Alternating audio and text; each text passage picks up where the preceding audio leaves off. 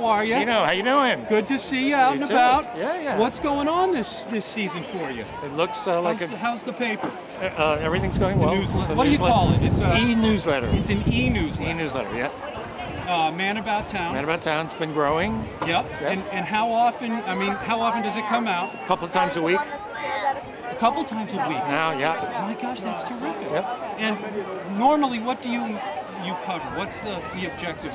Arts and social.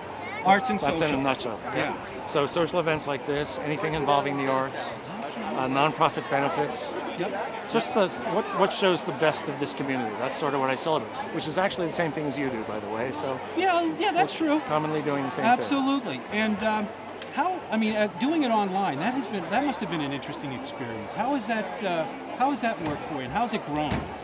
It's grown. Subscriber base has gone from 200 to 3,500 in 4 years, and a couple of people sign up every day, and people really like it. People stop me on the street the same way they do you. You don't know who they are, and you go, but they appreciate what you're doing.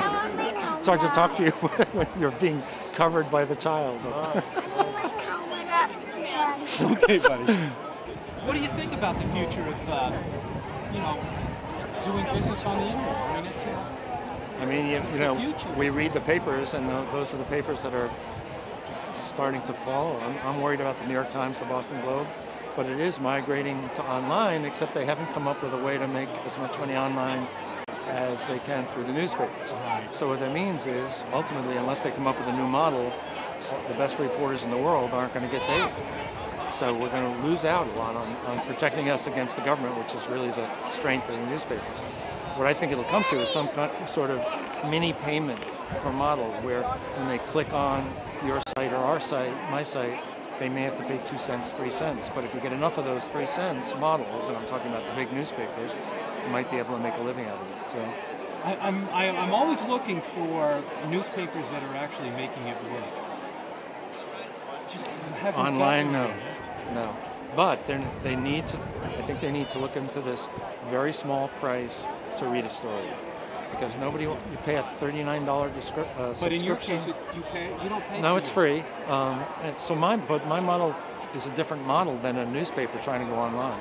Mine is a very linear thing, so you see the ads as you scroll down. Right. So the ads are very visible. Where on a website, if they're off in a corner, what kind of exposure is that? That's a good point. All right, well, I wish you the best with it. Great, thank you. And I know same it's to you. become a huge asset to the island. Yeah, well, and you as well. Thanks, Thank buddy. you. Take care. What is it? What is that? Hunter. Is it a what? Hunter truck. It's actually an army truck. It's an army jeep. Do they have guns? They don't have guns right now, no. Hey, Pete! I didn't realize you... Is this yours? Yep. What is it? 1942 World War II Jeep made by Ford. It's made by Ford. Ford. It's called a Ford GPW. Why does it look like a Jeep? Well, because Jeep was given by the U.S. government was given the contract to build them, and they couldn't keep up with demand. So Ford stepped in and built like 15-20% of them, but they're not real common. What's the difference in it? Is the engine different in it, or is No, actually the engine is the same. It's if you open the hood, it says Willys on a 41, a 45. Even the civilian Jeeps are the same engine. Right up to about 1952. Even the next version Jeep, which was called the M38, same motor. Yeah, they didn't change motors until about 1955. But you're not an Army guy, though, are you? No. You're not a reserve or anything. No, I'm just a make-believe.